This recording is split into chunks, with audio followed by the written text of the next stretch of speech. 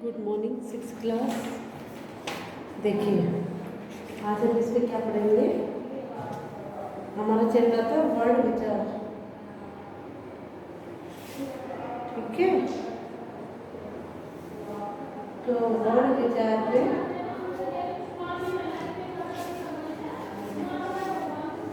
देखिए 5 सेकेंड।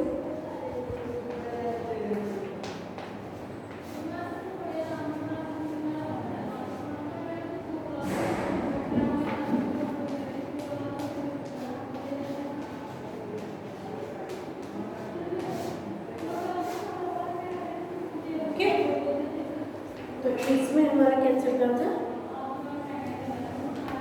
मैंने इसे पढ़ा दिया था भाई। उपयुक्त स्पर्शों के उच्चारण, स्थान और नाम निम्नवत है। जो मैंने आपको उस दिन लिखाए थे, जैसे क वर्ग के स्पर्श व्यंजन का उच्चारण स्थान कंठ है, इसे अतः इन्हें कंठ कहते हैं। बताया था ना मैंने आपको। इसी तरीके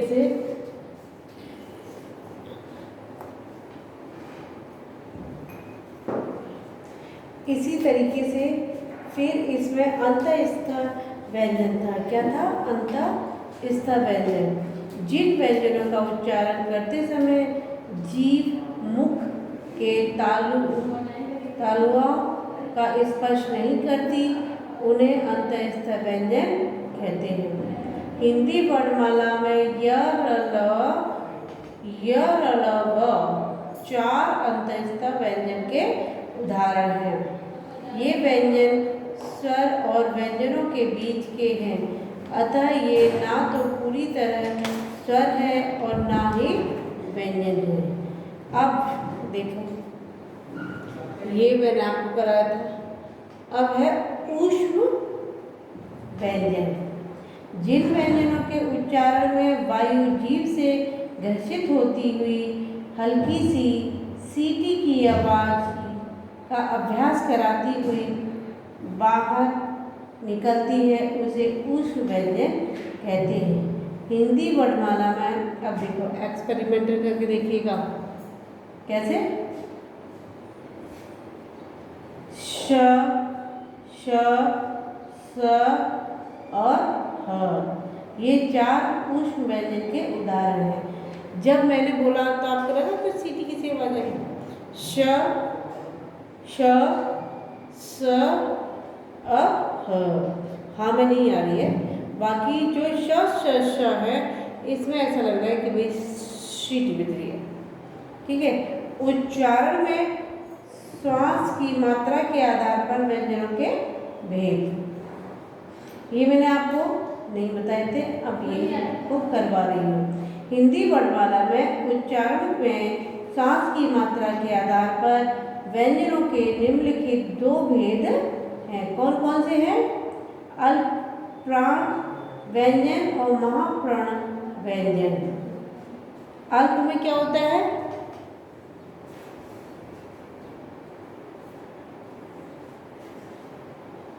जिन व्यंजनों के उच्चारण में श्वास की मात्रा का प्रयोग कम होता है, यानी जो हमारे व्यंजन होते हैं उसमें जो हमारी सांस की मात्रा का प्रयोग कम होता है, उन्हें अल्प प्राण व्यंजन कहते हैं। व्यंजनों के प्रत्येक वर्ग के पहले, तीसरे तथा 5वें व्यंजन अल्प प्राण व्यंजन है, जैसे कि ण तथा य, र, ल, व भी अल्प प्राण व्यंजन है। जब मुझे नोट कराना होगा तो मैं आपको नोट करा के बताऊंगी। अभी सिर्फ मैं आपको पढ़ के बता रही हूँ कि भाई आपको एक बार समझ में आ जाना चाहिए, फिर दोबारा मैं इसमें लिख के बता देंगे। अल्प महा प्रण व्यंजन। जिन व्यंजनों के उच्चारण में श्वास की मात्रा का प्रयोग अधिक होता है, उन्हें महाप्राण व्यंजन कहते हैं। व्यंजनों के प्रत्येक वर्ग के दूसरे तथा चौथे इस व्यंजन दूसरे तथा चौथे व्यंजन तथा सभी ऊष्म व्यंजन श महाप्राण व्यंजन। इससे अब आपको पता चला होगा कि कौन से अल्पप्राण व्यंजन है और कौन से महाप्राण व्यंजन है। संख्या दोनों की बराबर है और व्यंजन सिर्फ अलग अलग है। अब संख्या से आप हिसाब लगाओ कि कौन सा क्या है क्या नहीं है। ठीक है, मैंने आपको भी बताया। अगर आप कहो तो मैं लिख के भी इसको बता दूंगी। ठीक है, फिर संयुक्त व्यंजन। वर्णमाला में 4 ऐसे व्यंजन हैं जो 2 व्यंजनों को मिलाकर बनते हैं। इन्हें संयुक्त व्यंजन कहते हैं।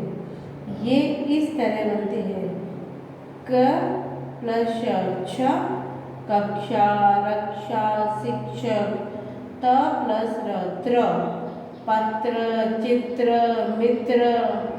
ज प्लस ण, ज्ञ, यज्ञ, आज्ञा, विज्ञान। श प्लस र, श्रम, श्रवण, श्रीमान और श्रमिक। ठीक है, फिर द्वित्व व्यंजन। द्वित्व व्यंजन क्या है? जब 2 समान व्यंजन एक साथ मिलकर आपस में जुड़ जाते हैं तो इस मेल से बना व्यंजन द्वित्व व्यंजन कहलाता है। इनमें पहला व्यंजन स्वर रहित होता है, जैसे कि क्र प्लस क इक्वल टू क, जिसमें कि आधा और पूरा का आता है। जैसे कि पक्का, मक्का, धक्का। च प्लस च, बच्चा, सच्चा और कच्चा।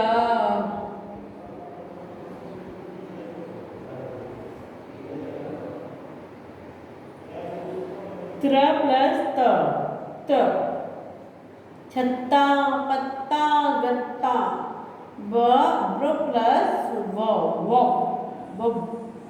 डब्बा, अब्बा, गुब्बारा। इस तरीके से तो देखिए, संयुक्त व्यंजन बताऊंगी और द्वैत व्यंजन आपको बताऊंगी। ठीक, बताएं।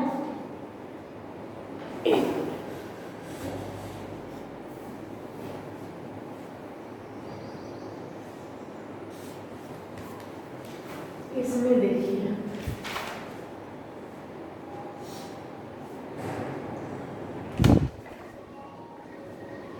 संयुक्त व्यंजन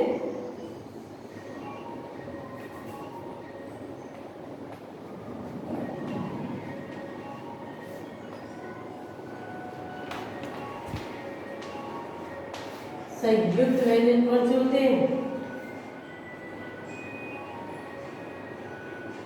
क्र प्लस श प्लस छ। ठीक, क्र प्लस र तो त्र। ज प्लस अड़े तो ज्ञानी बन गया इससे। श प्लस र,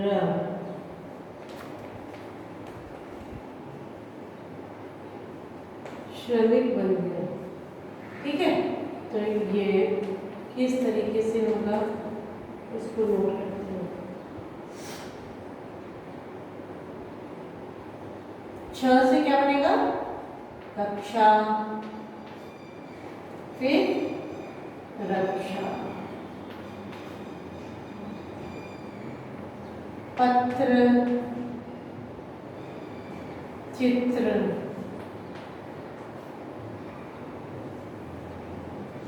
आपको जितनी आती है आप उतनी लिख लीजिएगा।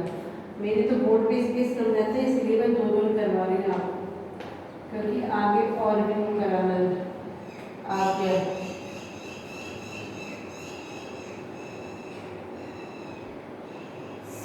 श्रवण, फिर श्रीमान, ठीक है। ये हमारे कौन से हो गए? संयुक्त व्यंजन। अब इसमें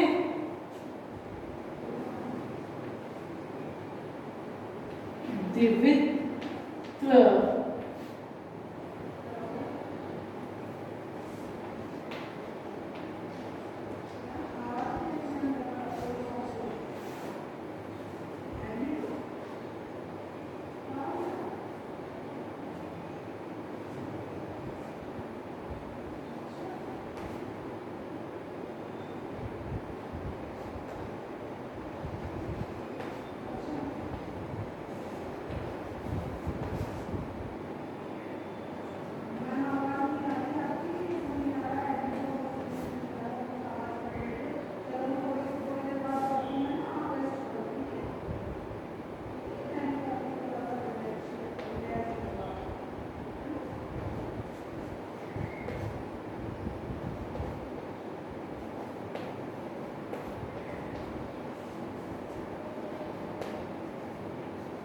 बच्चा,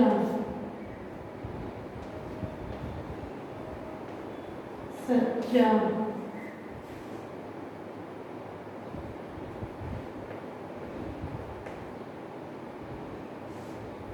तटस्थ,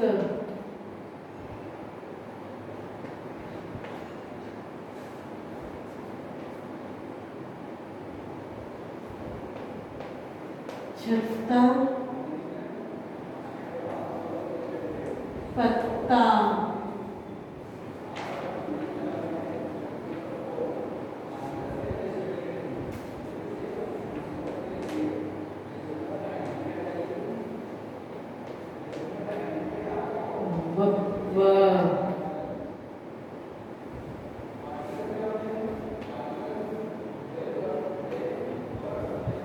धब्बा,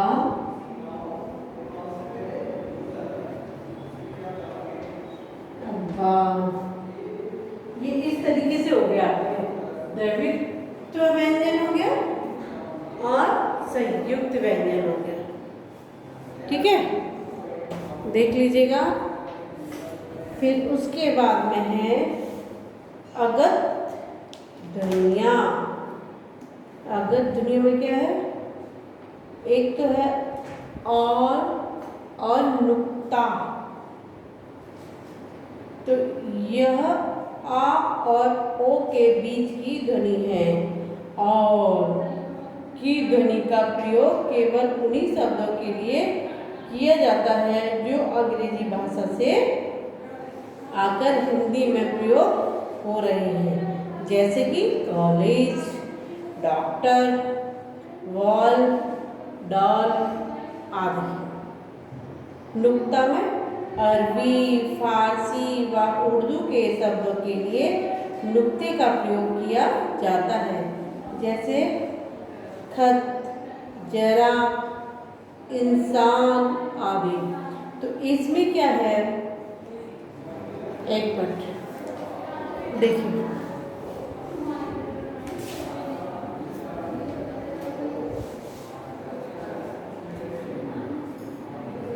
जैसे कि ये जो है और, इसमें कोई बिंदी नहीं लगानी, कुछ नहीं करना, ठीक है। तो इसके क्या होगा, जैसे कि कॉलेज,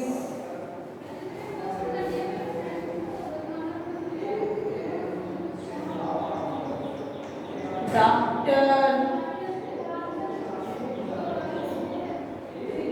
बॉल,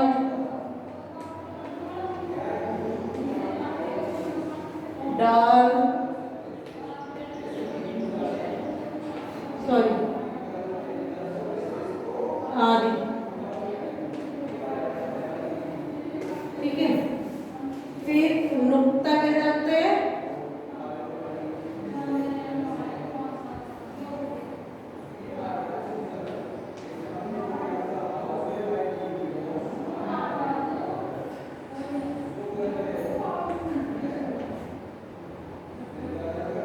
खत, ये मैंने इधर लगाया नुक्ता, बड़ा लग जाएगा ऐसे, ठीक है।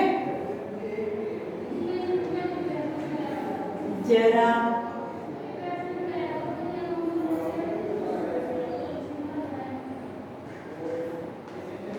इंसाफ, ये लगे, इस तरीके से होते हैं ये अंग्रेजी में जो शब्द है नुक्ता वाले हैं, ये होते हैं, ठीक है। चलिए, ओके, बाय, टेक केयर।